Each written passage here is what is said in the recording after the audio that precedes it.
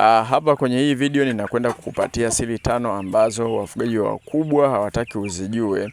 Endapo utafuata hizi zitakufanya wewe uweze kupata faida hadi mara 2. Hata mimi wakati najifunza ufugaji nilikuwa nikienda kwa wafugaji wakubwa nikitaka nipate ABC zinazohusiana na ufugaji, lakini hawakuniambia hivi vitu vizuri kabisa vikiwa vimenyoka kama ambavyo ninakwenda kuambia kwenye hii video. Moja, kupunguza gharama. Wafugaji wakubwa wanapunguza sana gharama kwenye ufugaji, hasa kwa kuchanganya chakula. Katika ufugaji nikiri kwamba eneo kubwa ambalo huwa lina bajeti kubwa sana huwa inaenda ni chakula. Kama unahisi labda kununua kuku ndio gharama zaidi, hapo utakuwa umejidanganya. Gharama zaidi ni chakula. Chakula kinaweza kachukua zaidi hata 50% hadi 60% ya ufugaji wako wote. Yani ukiachana kwamba umenunua vifaranga, umefanya nini? Yani kwa mfano kama una milioni 1, ukanunua vifaranga 200,000, basi ujue kabisa zaidi ya 500,000 au 600,000 utakwenda kuitumia kwenye chakula. Sasa hili ndio eneo mara nyingi sana huwa wanacheza nalo vizuri faida.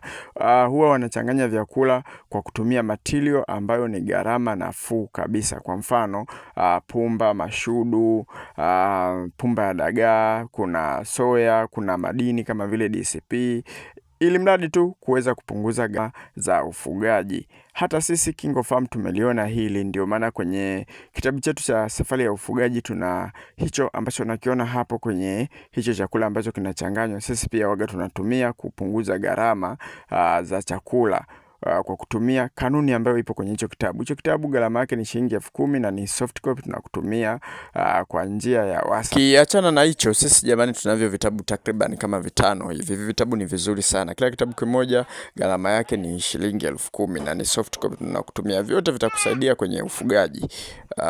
Ukiwasiliana na sisi tutakutumia hivi vitabu. Asili ya pili bwana ni kuuza kuku kwa wakati.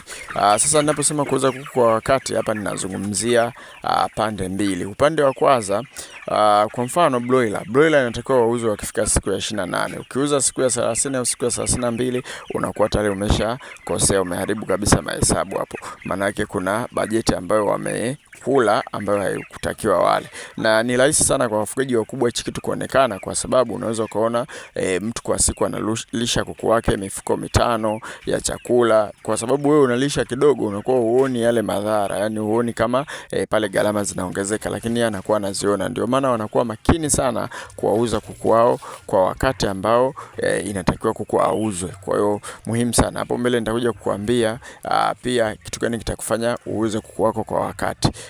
Lakini pia kwa upande wa pili ambao nimezungumzia hapo, nazungumzia upande kuangalia msimu gani utauza, yani utauza wakati gani kuku, kwa hiyo uandae kwa wakati gani. Mfano vipindi kama vile vya sherehe, kuna Idi, kuna Pasaka, kuna Christmas, kuna mwaka mpya, misimu ya mazao, ile pale ni vipindi ambavyo wafugaji wengi sana huwa wanatumia sana hawa kuku, huwa wanakula sana hawa kuku. Naweza nikasema huaga vinakuwa na volume kubwa sana ya mauzo ya kuku kwenye hili soko. Kwa hiyo ni vipindi ambavyo pia wafugaji wakubwa ndio huaga wanawekaga malengo mle, kwamba kuku wao waende wakawauze kwenye hiyo misimu.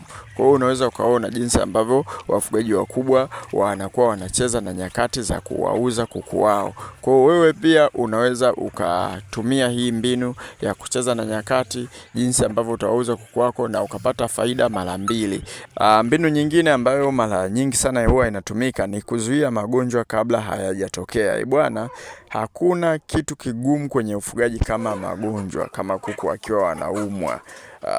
Kwa mfano na kuku kama hawa bandani, hiyo ni hatari. Sasa waga wanatumia chanjo. Kwa mfano sisi hapa tunatumiaga kinga hizi za asili. Kama hapo unavyoona tupo tuna blend huo mchanganyo wetu, na huo mchanganyo wetu ndio huu hapa kwa ajili ya kuwapa vifaranga. Unaweza ukaona tumeweka vitu kama hivyo, tangawizi hapo, unakuta kabisa kuna vitunguu saumu hivyo hapo, lakini pia kuna majani humo ambayo kuna majani ya mbaazi kama hivyo ambavyo unaona, kuna majani hayo hapo ya mpapai, huu hapa ni majani ya mchicha. Vyote hivi ni kwa ajili ya kinga, kwa kinga kuku wasiweze kupata magonjwa. Na hii elimu pia huaga tunaitoa vizuri kabisa kwenye kundi letu la WhatsApp ambalo kujiunga ada yake ni shilingi 8,000 kwa muda wa miezi miwili. Umeona? Lakini pia tunavyo vitabu ambavyo ni soft copy, tutakutumia kwa njia ya WhatsApp. Kwa mfano kitabu cha tiba za asili kinaelezea kabisa jinsi ambavyo unaweza kuwakinga kuku wako na magonjwa, pamoja na kitabu cha mwongozo. Kile kitabu cha mwongozo pia kinaelezea booster muhimu za asili. Fuga kuku wako kiasili. Sisi KingoFarm tunafuga kuku kiasili kabisa, tunatumia tiba za asili, hatutumii tiba za dukani wala za viwandani. Tumeona faida na namna ambavyo zinafanya kazi, kwa hiyo tumejitolea pia kuwasaidia wafugaji wengine ili muweze kufanikiwa kuwafuga kuku kiasili kabisa. Asili nyingine ambayo ninakupa hapa ni kufuga kuku sahihi ambao watakuletea tija kwenye biashara. Jamani, ufugaji sio kwamba ni fani, yani kwamba ukionekana unafuga kuku wewe utaonekana. Mwisho wa siku lazima kitu ambacho unakifanya uje ukigeuze kuwa biashara. Lazima kije kikuingizie kipato. La sivyo labda wewe unafuga kwa ajili ya matumizi ya nyumbani. Lakini wafugaji wengi wakubwa huwa wanaangalia, sio kwamba eti mimi napenda kuku wa kienyeji, kwa sababu napenda sana kuku wa kienyeji basi nitafuga kuku wa kienyeji hata kama hakuna soko la kuku wa kienyeji. Jitahidi sana kufuga kuku kutokana na soko. Kama eneo broiler ndio wanatembea basi fuga broiler.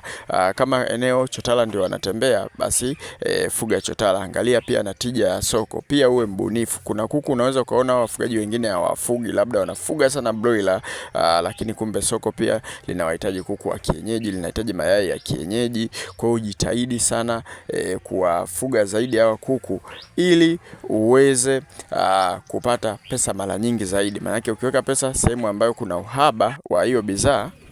Kwa mfano unaweza ukaona hapa sisi KingoFarm huwa tunapenda sana kufuga kuku chotara, na kwa miaka mingi sana tulikuwa tukifuga kuku chotara, lakini pia tunaangalia soko linahitaji nini. Kwa mfano hapo unaweza ukaona tunao hao kuku wa kienyeji, hao ni kama breeders kwa ajili ya kuzalisha. Pia tutakuwa tunazalisha kuku wa kienyeji kwa sababu tumeona soko pia linatuambia kwamba kuku wa kienyeji tukiwafuga tutapata pesa. Lakini pia waga tunafuga broiler, yani katika kuku ambao binafsi kama KingoFarm tulikuwa hatupendi kufuga ni broiler, lakini soko linahitaji broiler, na siku za nyuma broiler walikuwa hawahitajiki kabisa kwenye ile soko ambalo sisi tunawauza, lakini kafikia sehemu broiler wakawa wanahitajika. Kwa hiyo na sisi tukafuga ili tuweze kutengeneza pesa. Kwa hiyo lazima ujikite kufuga kuku ambao watakutengenezea pesa, na tafuta breed nzuri. Usije ukatafuta kuku ambao wanadumaa ukaenda kutafuta kampuni mtu amezalisha sijui generation ya 5 sijui ya ngapi akakupa wewe kuku, atakuletea hasara, hutapata faida.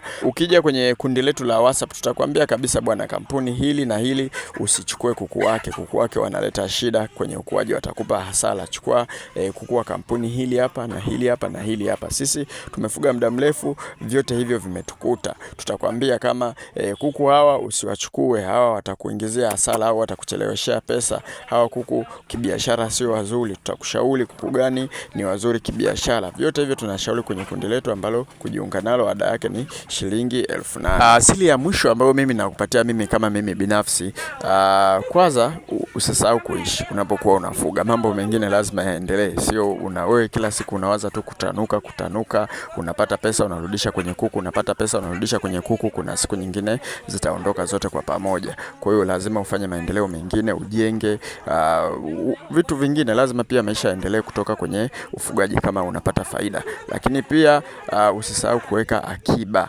kama vile bima. Siku moja yakitokea majanga kwenye mradi wako wa ufugaji, basi unaweza ukachukua kile kiasi ambacho ulikuwa unawekeza kwa muda mrefu, labda ukarudisha kwenye kuku ili kuweza kuendelea na safari yako. Ajali huaga zinatokea, wanaweza wakafa kuku wote na vitu vingine. Ili uendelee kufuga basi